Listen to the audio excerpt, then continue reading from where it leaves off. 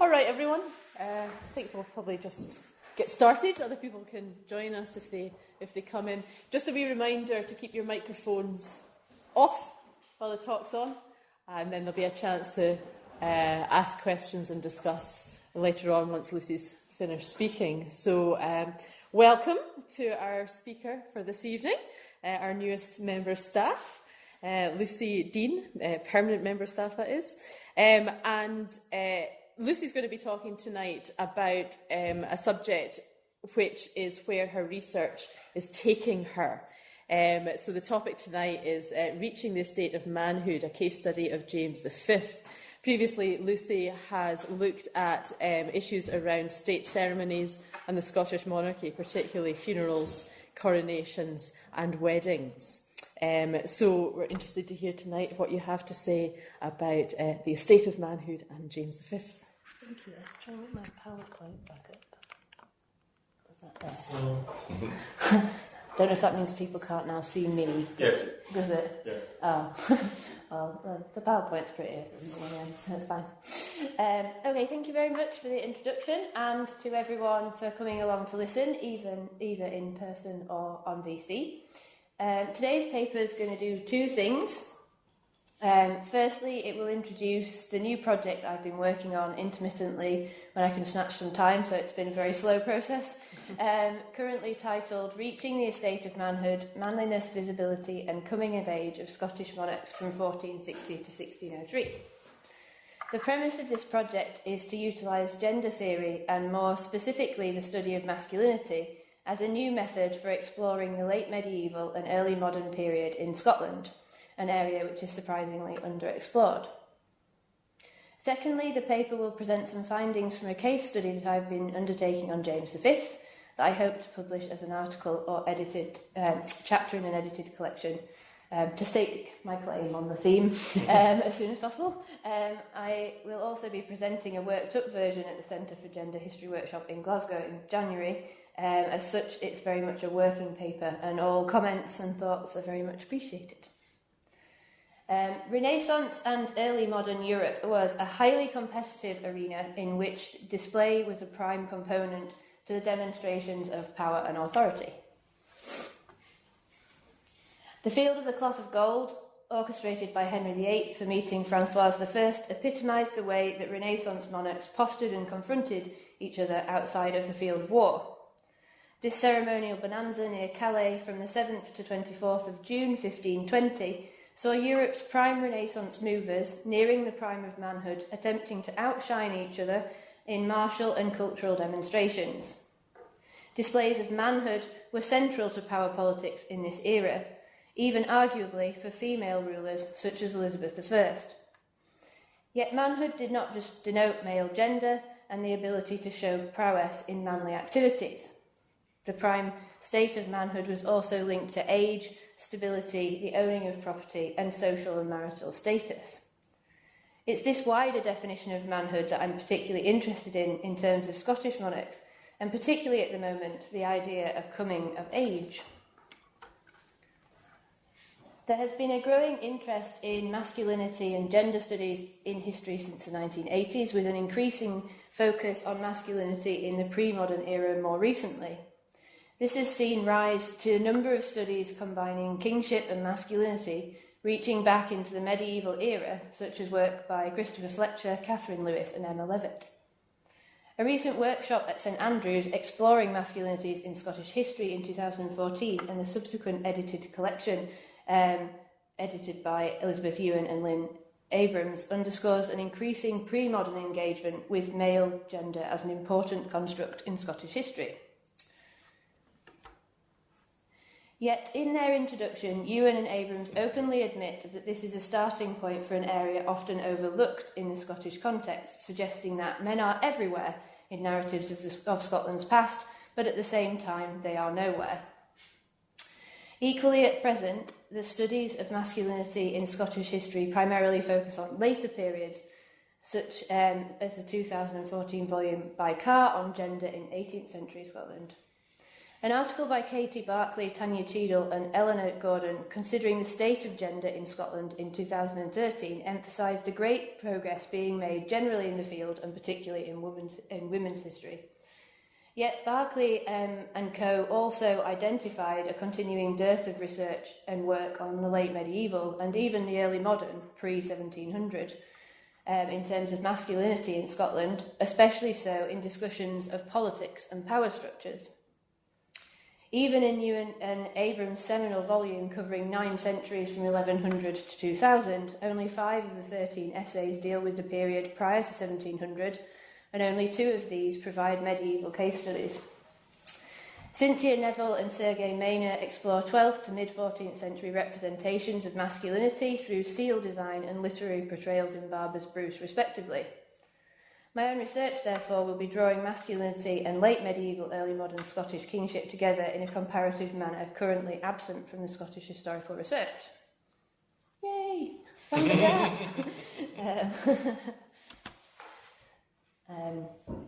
This Reaching the Estate of Manhood project pulls at threads that run across the core of my previous research, and one that's been brought to the foreground in excellent research undertaken into 16th century regencies by Amy Blakeway. Between 1460 and 1603, all Scotland's monarchs came to the throne as minors, with 3 being infants under 2 years.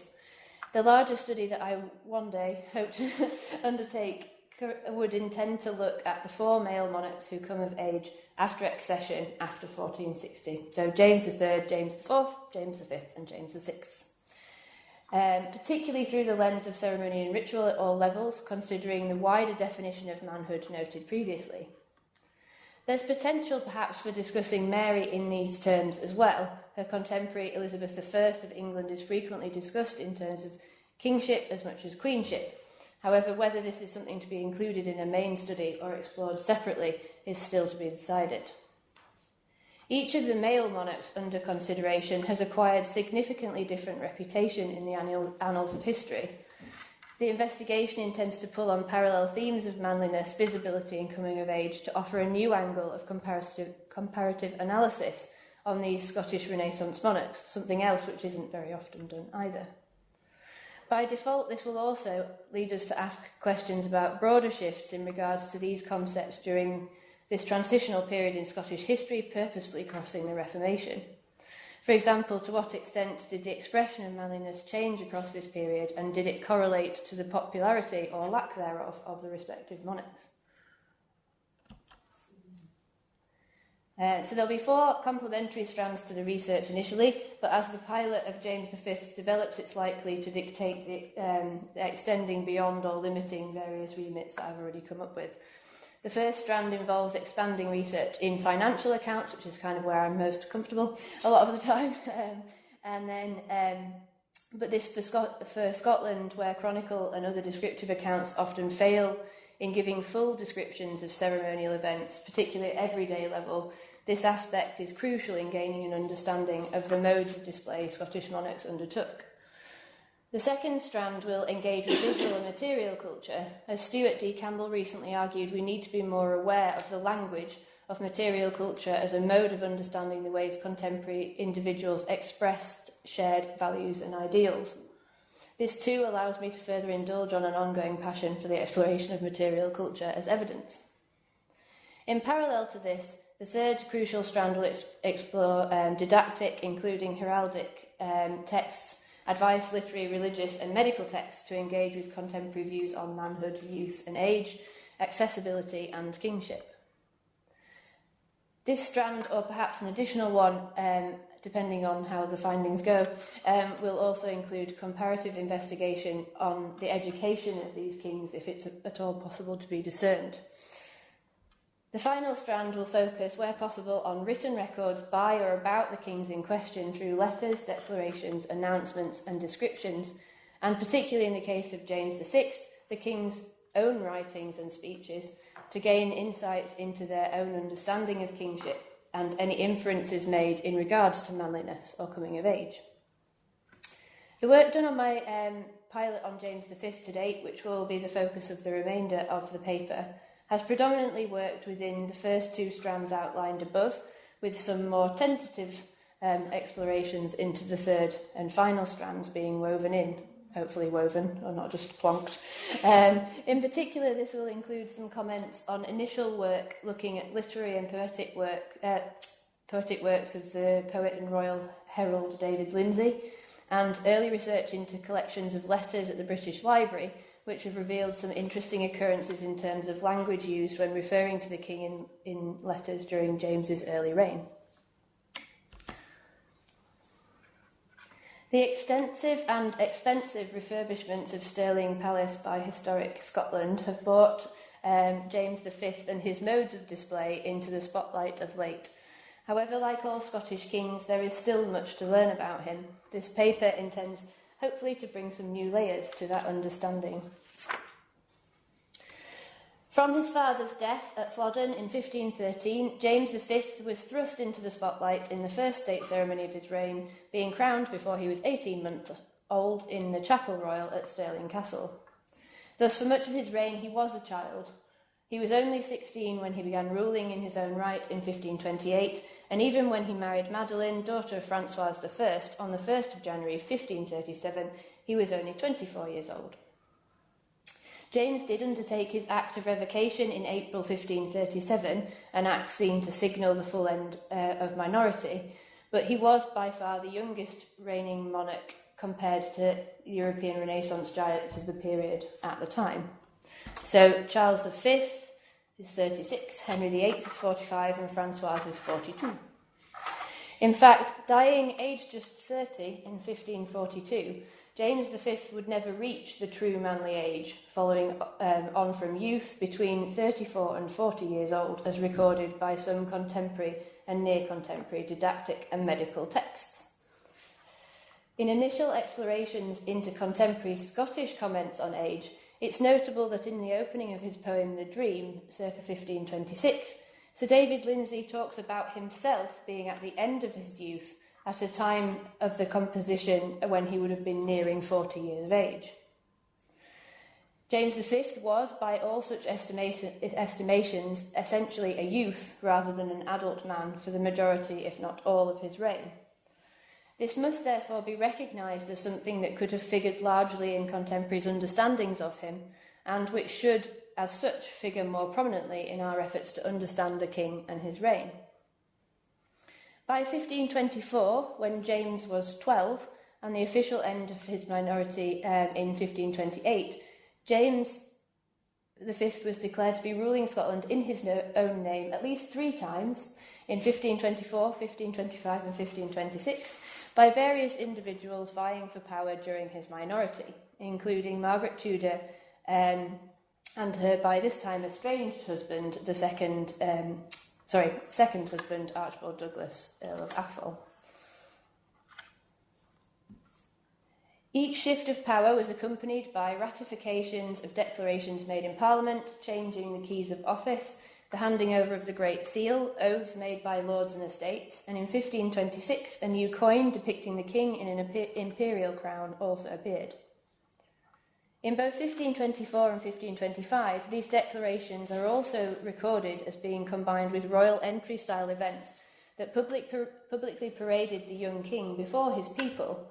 Similar probably occurred in 1526, but there's no hard evidence for it. Thus, in 1524, his mother, Margaret Tudor, and a great number of nobles and prelates made their way from Stirling to Edinburgh, where the community of the said borough of Edinburgh received with great triumph and honour, and all the craftsmen of the borough were commanded to foregather in their best array. In 1525, when the king's majority was announced for a second time, Archibald Douglas, Earl of Angus, Leslie records that the king and the ornaments or honours of the realm were paraded through Edinburgh to Holyrood.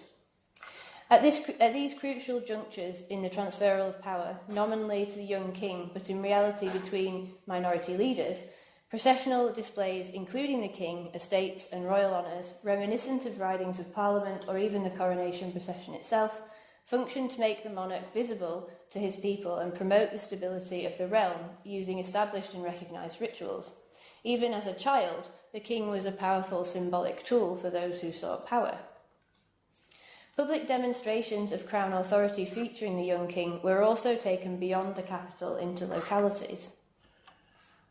Long before these royal entry events, when the king was aged just 4, between 1516 and early 1517, the king appears to have been taken on justice airs around Dundee and Perth by the recently arrived regent John Stuart, Duke of Albany, and possibly even on a progress as far north as the Earldom of Ross. The justice heir in Scotland was an important part of the judicial system. The heirs involved an itinerant court which could try both civil and criminal cases, travelling a circuit of key local centres and acting as intermediary between local sheriff courts and central parliament. The court was headed by a justiciar, and there was one appointed north and south of the Forth. But ideally this system would be closely supervised by the monarch in person, meaning that they were to have active involvement in the localities of the realm. While the 4-year-old King James was hardly dispensing justice actively on this occasion, it emphasises the importance of the monarch's physical presence at a local level as a tangible symbol of crown dynastic authority for Albany at the start of his governorship. With a far more dubious claim on power in the mid-1520s, particularly following the coup of 1526, the Earl of Angus, the king's stepfather, had an ever greater need to make public demonstrations of control. The king, who was now a youth, much closer to claiming his crown, as the repetitive claims of his majority emphasised to him and to everyone else, was found accompanying Angus on frequent airs, accentuating the perceived value of the visibility of the monarch to legitimise Angus's authority as a representative of the crown. Letters of the 1520s discussing the King of Scots are often found describing James V as the young king. In a letter of 1524-5 from Thomas Magnus, Wolsey and Henry VIII's man in Scotland, it is clear that he recognised the king as crucial to decision-making despite his young age. He also felt that the king's youth made him malleable to others, including himself. By 1526, when Magnus reported to Queen Margaret during the period when her estranged husband held the person of the king, he states that rather than the tempestuous young boy of Margaret's time at court, the king was now hath honourably and as prudently as possible is for any prince of his age used himself to his lords and good subjects in such a manner that continually thereby his grace increaseth so far in the love of his subjects, etc. The description at first sight seems complimentary, but the king's youth is foremost in the English ambassador's description, as possible is for a prince of his age. And this greenness of youth is emphasised as he continues. Magnus advises Margaret of the importance of warning the king upon her return of consulting good men for counsel rather than those, open quote, evilly disposed persons and malefactors within his said realm, close quote. Warnings of poor counsel are certainly nothing specific to young kings, but Magnus's words suggest that James's youth would weaken his judgment of these individuals. This is certainly a sentiment found prominent in David Lindsay's now perhaps infamous satire of the Three Estates, and very clearly his poems from the late 1520s. The two of Lindsay's poems thought to date to the 1520s are The Dream in 1526 and The Complaint of Sir David Lindsay in 1528. This was a period in which Lindsay, a trusted royal household official from prior to James V's birth to after his death, appears to fall foul of favour under the tumultuous periods of minority between 1524 and 28. While the personal impact of this period on the author must not be forgotten in assessing Lindsay's stance here, there is very interesting implications made in his poetry regarding the dangers of the influential young being thrust into positions of power too early. The idea that the realm was doomed when a young king came to power was a common enough trope, with statements such as the one on the slide, I see right well, that proverb is full true, woe to the realm that he's over young and king. The idea that great disaster always befell minorities has been challenged by Blakeway's new work on the Office of Regent in 16th century Scotland. Nonetheless, Lindsay's poem demonstrates the genuine contemporary concerns about the challenge of a young ruler, and interestingly, not only on the country but the ruler himself. For example, in The Dream, he comments on the fact that coinciding with one of the changes of minority leaders, the then 12-year-old king is taken out of his schooling and his education is disrupted by improper focus of the subsequent men in power. In the Complaint, he then laments that the young king is thrust to the helm of the power before the ideal point, and those who take advantage of him, of his youth, to swindle the royal coffers. If you look towards the end, it ends with, "But haste us while the king is young." The speeches by Sir Flatterer in Lindsay's poem verbalise the contemporary fears of the manipulation of funds and offices to favour those who held the ear of the king, and the fact that these individuals were aware of the time limit imposed by the king reaching a certain age where he could make up his own mind.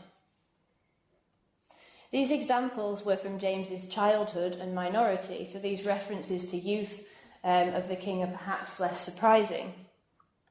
However, James's behaviour 10 years later in France in 1536 drew the following comment from an English observer, open quote, "Now here with a servant or two running up and down the streets of Paris, buying every trifle himself and every carter pointing to him, saying, 'Yonder goes Leroy de Scoth.'" This statement describing James akin to a kid in a sweetie shop for the first time was certainly tinged with English venom, and I would argue James's activity in France was part of a display campaign that actively engaged and responded to the culture that he was interacting with. However, it's also the voice of a prominent English ambassador, and this cannot be entirely ignored. James's behaviour, for some observers, even aged 24, was rash and immature, revealing the hot-headed youth rather than the tempered adult male. In lieu of immaturity of age, James's desire to prove himself comparable to his European counterparts would perhaps then require focus on other aspects of manliness, such as manly pursuits, social and marital status. The stimuli behind James in his public displays of the early majority were to promote his royal authority, now in his own name, and offer palpable stability to his realm. But this was also likely underpinned by a keen desire to prove himself as an adult and the rightful lord over his people in the mould of his forebears. The desire to assert his personal authority reflected in many of his schemes that start close to this date, including architecture at Holyrood Palace and elsewhere. Justice heirs and progressing around the realm featured heavily in these displays of the early adult reign, another demonstration that created continuity with both the minority and the practices of his father, James IV. However, following 1528, hunting and jousting rapidly became prominent modes of display in a marked departure with what had occurred in the minority. Almost all of the journeys to the localities in the pursuit of justice were combined with one or the other or both of these manly activities, as was the case for most major religious feast days and welcoming of foreign guests. A prototypical justice heir meets hunting, or business meets leisure, episode can be found in May to August 1530. This border expedition saw the execution of John Armstrong of Staple Gordon, a notorious local troublemaker, and gained particular interest from contemporary commentators as a prime example of the king's ability to bring justice. Jamie Cameron has subsequently commented that it did much to emphasise the king's image as, open quote, a poor man's king, and a king who had genuine concern for the realm at large. These justice-seeking actions formed the core of a larger series of events sandwiched between two royal hunts, one before at Glenarchy and one after near Stirling, with further entertainments at Edinburgh in the wake of the airs and hunts. Similarly, when the king celebrated Easter at Stirling in 1530 and 1531, and Yule in 1531 to 3 and then in 1535, there's evidence recording the preparation and transporting of gear for jousting and or hunting events, along with the chapel gear required for the sobriety of the religious worship at the centre of these festivals. In addition, there is also fleeting references to the king taking part in plays and masques. For example, at Yule in 1533, the king had created, open quote, certain play gownists, close quote, made for him to pass in the masque, and he may have been involved also understood through the purchase of garments in a borough-organised Robin Hood-based play around the time of Easter in 1531. The choice of Stirling for these religious feast days may well have been as much to do with the open spaces that surrounded the castle for jousting and hunting, and the opportunities it offered to be visible out with the castle walls as much as it was for the significant hall for housing many guests for feasting. Certainly it wasn't the palace because it wasn't built. Evidence shows that James enjoyed martial sports from a young age, hardly surprising, one would say, for the era. As Andrea Thomas has pointed out before, 13-year-old James had made clear his desire for an adult sword rather than a child's sword to display his martial prowess in the presence of an English ambassador. As a keen observer of his uncle Henry VIII or any of his other contemporaries, James V would have naturally aspired to excelling at these modes of display. Equally, stories of his father's impressive tournaments undoubtedly lingered as inspiration, so it's perhaps then no surprise that once at the helm these activities are thrust into the foreground. Nonetheless, his displays were different from the ostentatious, scripted tournaments of James IV, and their use in tandem with practical dispensing of justice in localities suggests a conscious effort to take these manly activities to the audience, rather than drawing a very specific audience to a limited access event. These demonstrations therefore had a different purpose. Allowing the championing of manly and princely pursuits in a very public way was crucial for this young king. He was, nominally, the highest power in the land, but his social status, a prime component attached to reaching the full estate of manhood, needed emphasising beyond doubt. The manner James made his presence felt in the borders in the early adult reign, therefore, can be seen as a method to mediate the issues of his youthful inexperience. His status abroad also required some thoughtful attention, particularly for a monarch of a small realm with relatively limited finances. A prominent demonstration James could make to increase his European status as well as increase his profile as a king in the prime state of manhood would be to produce an heir and consolidate the stability of the realm, and this was achieved obviously by marriage to a suitably high-ranking foreign bride. The wedding of James V to Madeleine, daughter of Francois I, in January 1537 is curious for many reasons, including the fact that James V travelled to France, where he spent 9 months from September 1536 to May 1537, and that his confirmed bride when he set off for France and when he arrived in France was not Madeleine, but Marie de Bourbon. While the former choice has often been linked by commentators, as in his journey to the desire to upgrade his bride, James's actions on arrival, i.e. he visited the intended bride when he first arrived, and the fact that he had no confirmation, in fact quite the opposite, that Francois would agree to part with his daughter.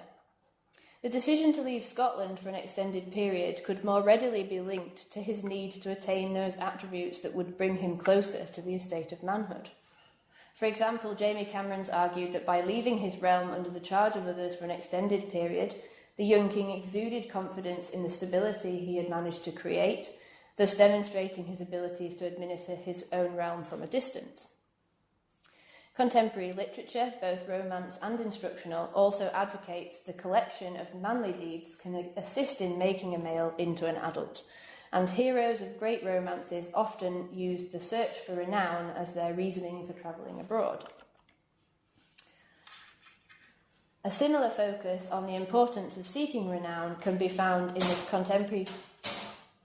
Scottish works of David Lindsay in his poem of Squire Meldrum. In this poem, a young Scottish squire, an individual who is specifically aged in his 20s, seeks renown through military service in Ireland, England, and then France. In these adventures, among other things, he rescues a woman in trouble and challenges and defeats a much more experienced knight in a martial challenge. Notably, the older and more experienced knight scoffs at his inexperienced challenger, emphasising his youthfulness and age, talking about him as a good child, and saying that thou art so young, and he's not frightened of this individual. I'm not going to try and read the Old Scots because it always comes out sounding horrific. The extensive joust that follows sees the youthful vigour beat the experienced knight, and the young Squire Meldrum, when offered his traditional prize of the competitor's horse and armour, refuses, saying his victory over the experienced foe was all he needed. The centrality of the joust and tournament in the 9 months that James was in France, along with the securing of a bride of higher status, reflect this idea of seeking renown. In this sense, either Marie de Bourbon or Madeline would have been suitable. It was just an added bonus that Francoise was persuaded. Whether James V went to France with the intention of upgrading his bride to Madeline, he certainly knew enough about the art of display to convince one of Europe's most influential Renaissance monarchs that he was worthy of his daughter's hand in marriage. Andrea Thomas and other historians before her describe the wedding in Paris as one fortuitously paid for by the French king. However, in stating that his father-in-law paid for James V's wedding ceremonial in France, historians have inadvertently undermined the young king's agency in projecting his personal majesty in this vital arena. James sank huge amounts of money and effort into the extensive ceremonial display surrounding the wedding itself. There were, of course, aspects of the French ceremonies that James could not control and did not pay for. The actual wedding ceremony, for example, was undertaken in a very typically French fashion that was near identical to that which would take place for his daughter, Mary Queen of Scots, in 1558. So we can see that it's similar to ones that come before it. Nonetheless, James went to great lengths to impress upon an audience, which included the great and good of Europe, or at least their representatives, his right to be considered equal among his more mature Renaissance contemporaries. The Scottish financial records of the event reveal an eye-opening and at times jaw-dropping array of purchases. There's some examples on the slide. It goes on for reams and reams. Both for James and for gifts for others. He was very prolific in giving gifts the whole time that he was in France. Payments to the French king's embroiderer and two of the king's own tailors, Thomas Arthur and Richard Hill, combined with purchasing of accessories, large quantities of cloth and thread and other base products, also demonstrate that items were being made in situ for James as he was ordering them. James had an army of people making up a lesser entourage of the royal party, which I've been into and discussed at length elsewhere, so happy to answer questions on it, but decided not to go into that today. James's level of success at positioning himself in the centre of the display, can be found in the actions of Francois himself. Despite much vocal opposition from the city of Paris, Francois honoured James V with a royal entry to Paris on the 31st of December 1536, the day before his wedding. This was not the last example of a foreign monarch receiving a royal entry by the city of Paris, but it was the first. For this young Scottish monarch attempting to prove his manhood and status, the extension of such an honour was one that underscored his position among his contemporary monarchs, and was as notable a prize as the bride he would marry the next day. The contemporary French chronicles also comment openly on the magnificent image portrayed by the Scottish king when he states that James V and the Dauphin of France were the most wonderfully mounted and equipped throughout all the days of jousting following the wedding on the 1st of January 1537. What finer honour than to be compared to the Dauphin of France? Yet for all James's efforts to mask his youth and represent a monarch at the peak of manhood, it could be argued by a cynical soul that this French commentator's French comments perhaps still saw him as a comparable with the Dauphin rather than the king himself. This begs the question, could James ever overcome contemporary opinion that he had reached the estate of manhood before he actually reached a certain age? The ages of significance in Scottish law in terms of owning land and the act of revocation for kings were 21 and 25, and it will require far more investigation to find out whether the true manly age of European and English texts was one discussed in early modern Scottish society to the same extent.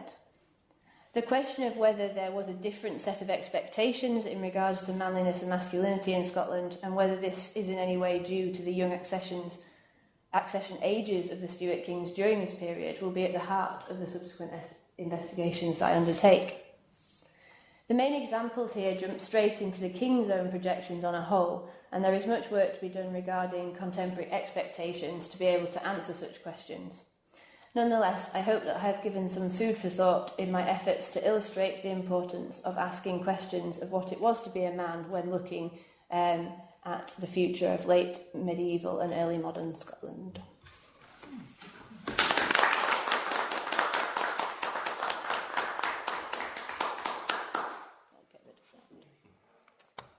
Thank you very much. All right, we've got time for some questions.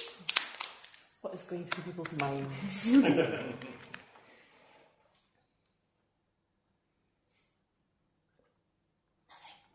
It's called thinking time. You've given me some food for thought, because but I think I'm sure Michael maybe has written about this, but David II,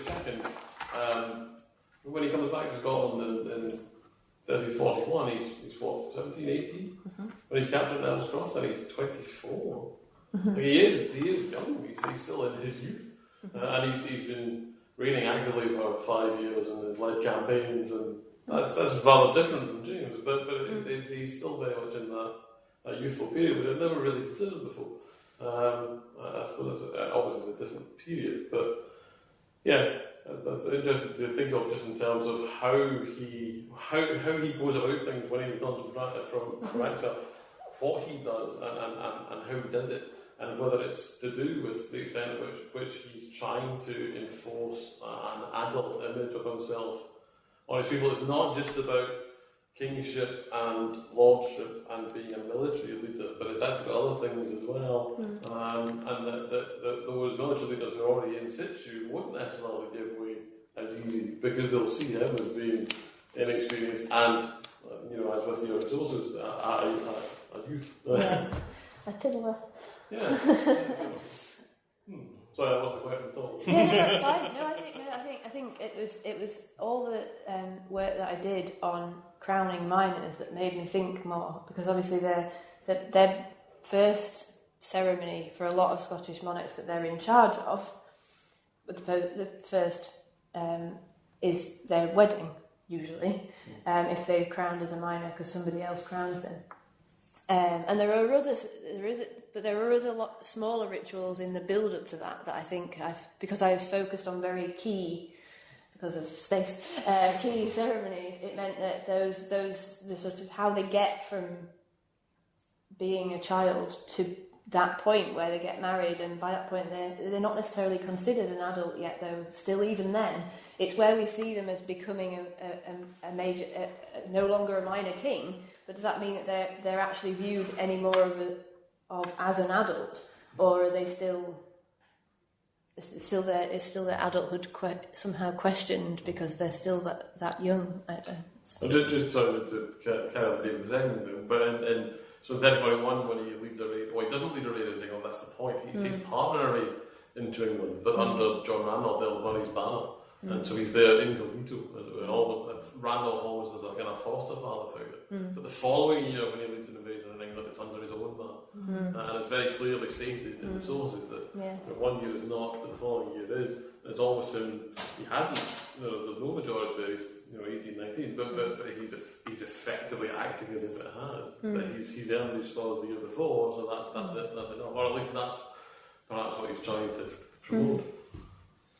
Just in connection with that, Lucy, just around what your thoughts were on current scholarship on childhood in the early modern period and boyhood.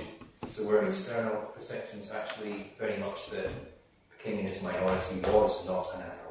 At what point do they become an adult? I think that childhood's something that's I'd really like to look at more, but I've not had a chance yet, really.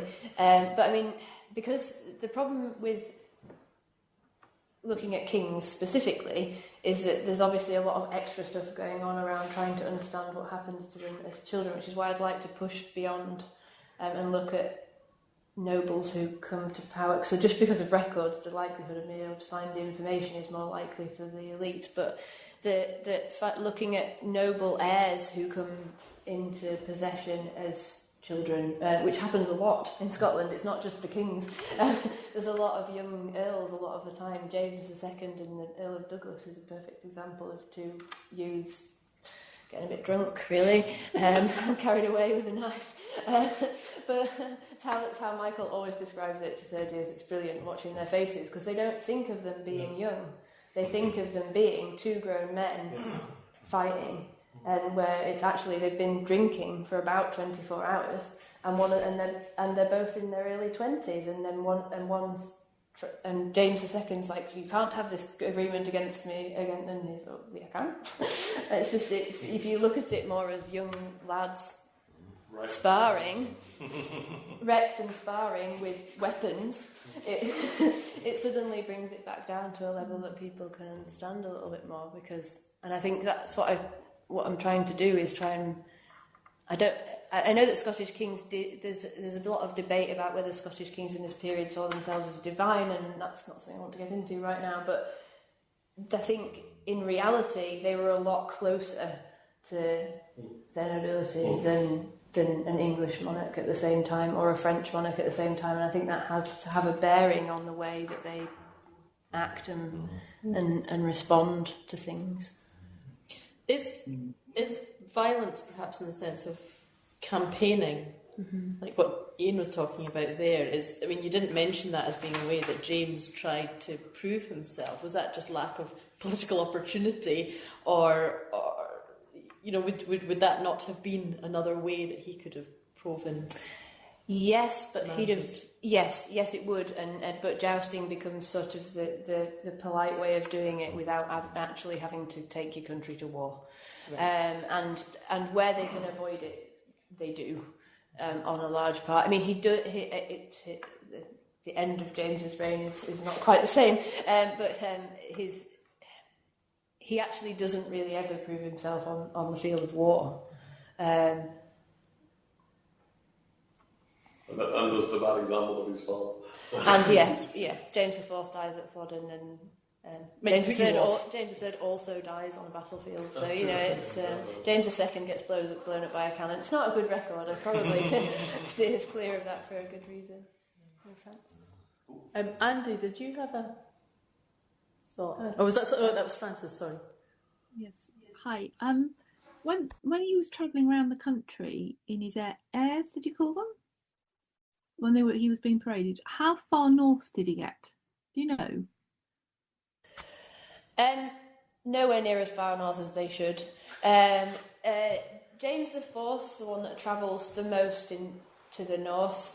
I'd have to go back and look at the different airs that James does. As a child, it's notable that they do take him as far as the earldom of Ross, but there must have been a specific purpose, because they talk about two sort of fairly standard east coast boroughs and then the earldom of Ross. So there's clearly a reason that they've gone there.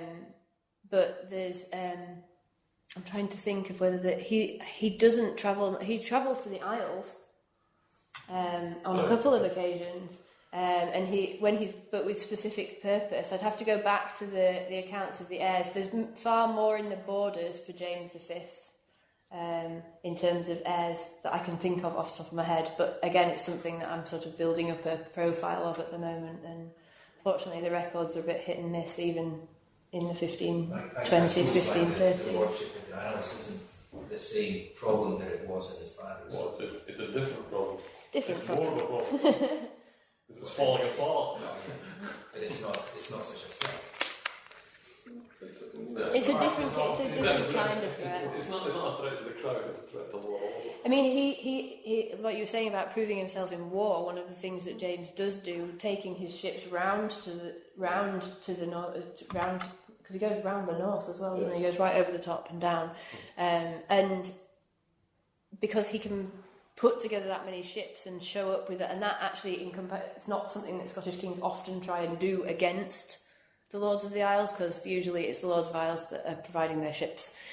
So there's a sort of a statement there as well, but that's not something I've had a chance to look at yet. But it's definitely what I want to look at more, because while he doesn't actually get the opportunity to really go out into the field of war, there's a lot of gesturing. It's a bit like James IV and ships. There's a lot of gesturing in terms of war without actually having to take the final plunge and go fight someone. There's a lot of that with James, I think. Picking up where I've not done the best.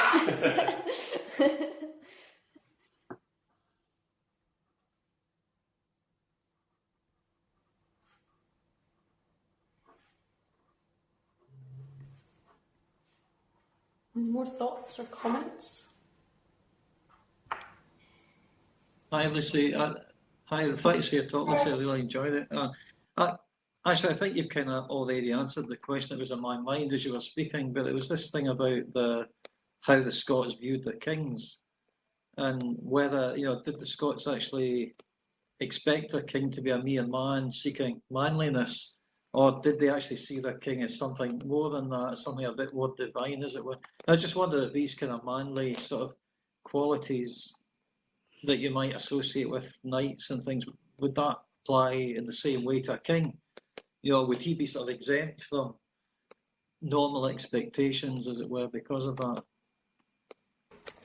I think in some senses they're all amplified by the fact that he's a king, in the sense that they all apply, but he has to do it better than everyone. He has to do it better than everyone else. It definitely seems to apply for James IV. Definitely seems to presume it all applies to him, and it's definitely the way that Henry VIII and Francois show off. Essentially, no better way to describe it. But it's I think the connection.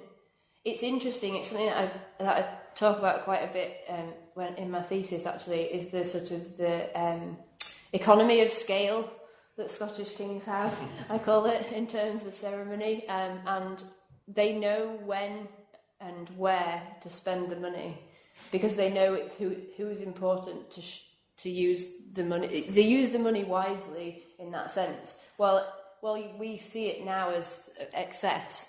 The times at which they choose to go to the excess are the times at which it is going to have the most potent effect on those people that are viewing it.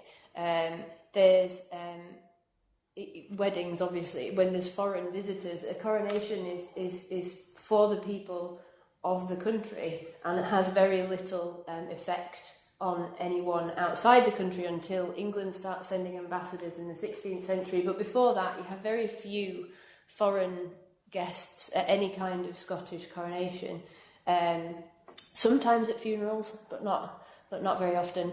And actually, looking at one of the things I would argue about the coronation is that it's for that reason Scottish kings never push the coronation to the extent that it is ecclesiastic in England or France. They are anointed, they are crowned eventually, but the ceremony, if you look at the way it's described, right up until when they ask for a description of the Scottish ceremony in the 17th century for Charles, it's very secular, relatively speaking. It's happening in a church, and there is a bishop and there is anointing, but there's a lot more of the activity in it is to do with the king's relationship with the people, the three estates rather than the people more generally, obviously, but his relationship with those people. So I don't know. I think they wanted to think that they were, but I think in reality they knew that there was a line that they had to be careful about crossing. James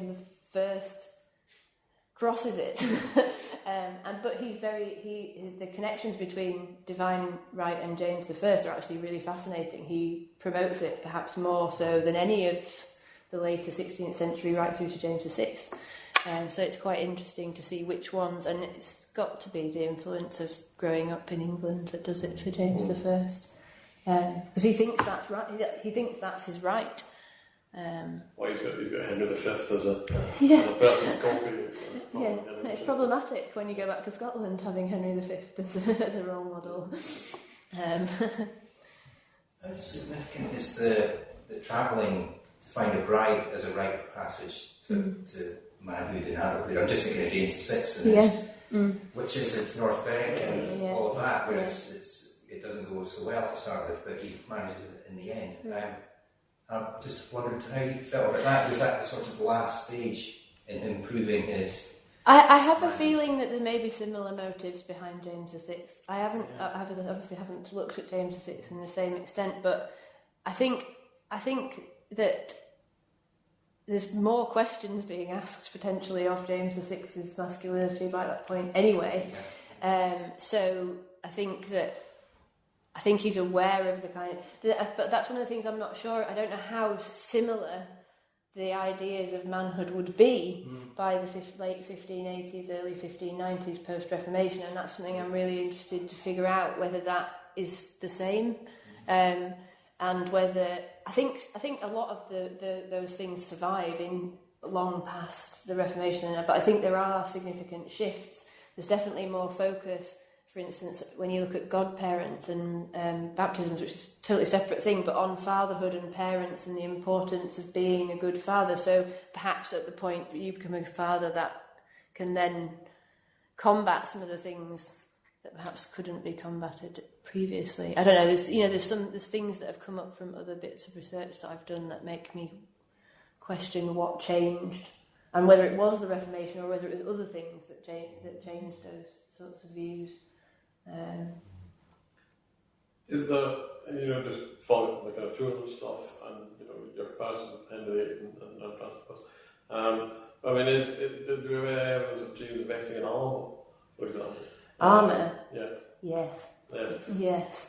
Only in France, he definitely buys armour in France, for jousting, mostly for jousting. But there's also evidence, I took it out actually, there's evidence when one of the foreign visitors that he takes off to visit the Earl of Atholl, and it's recorded in Pitscotty, which is why it's questionable whether I can use it, because Pitscotty loves a story and making them up, unfortunately. But he definitely went to the Earl of Atholl's estate, and he took the papal legate with him. Whether the ceremony that occurred there that Pitscotty described happens is more questionable. But he definitely has jousting gear, armour, and spears transferred from one to the other for the 7 days that he's in Atholl, and then they're brought back again. So he's definitely actively doing these things and protecting himself while doing them, which is always good. But yeah, it's again, because the treasurer's accounts are so sort of bitty. But yeah, there's definitely evidence of, and in France, I think maybe 2 sets even. No, just because obviously the armour itself is a manly object. If you look at the examples like Henry VIII with these giant punches, it's all about masculinity. That's the whole point. Yeah. So I suppose it just be interesting. Something similar to it. Yeah, it'd be one of the things that one of the people's work who really inspired me is actually a PhD student who I went to lots of conferences with, who looked at comparison between Henry VIII and Edward IV in terms of their masculinity. But they have such brilliant things, like she has the scorecards from Henry VIII's jousting matches. I'm like... the joy of English. I want that. There's like blow by blow and fighting, and he's not, people. He actually states to them at the start of them all, you don't. I'm just because I'm the king, you should still fight like I'm not the king, But even if it's all for show, it's all there and recorded, and I know they went jousting because I know that the financial records record it. But if it wasn't for financial records, I wouldn't know anything about Robert the Bruce's funeral. So they don't record that either. So it's fascinating what the Scots choose not to record, choose not to record or lose. I'm not sure which one it is. But the best descriptions of Scottish ceremonies come from foreign visitors, which is why annoying for funerals and coronations because they don't have many foreign visitors for those.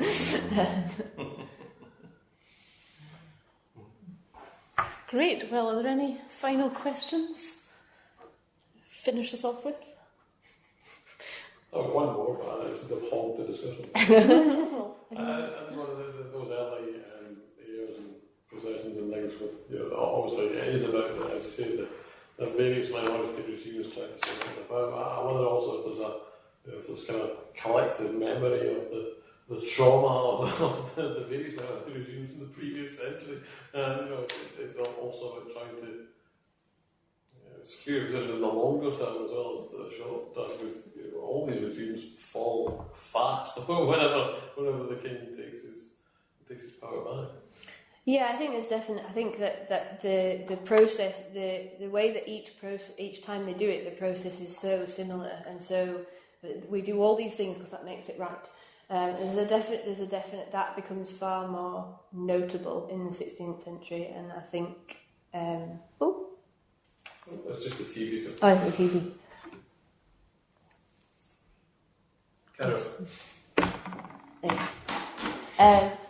Yeah, it becomes far more notable, but I don't know if that's the records. Yeah. As more than it is whether it's the way that they respond to the murder of James I is really interesting as well in terms of what they do with James II. There's definite ripple effect all the way through. I think from those crises and the fact that, but each time it's a ripple effect that then looks back to the most recent as well as that. I'd say the 15th century is more affected by the processes in the 14th century than by the 16th century. There's been enough crises in the 15th century for them to look back to those instead. But yeah, I think the processes through which they go each time a minority, it does get described better the later you go through. But it's interesting that there's a definite process of right now we're in control, and this is the king. This is how they move him around because he's little enough to do that.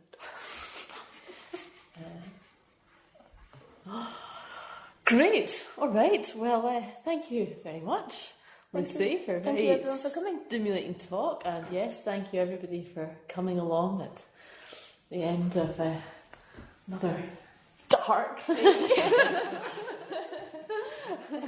Only going to get November. Yes. So thanks very much, Lucy.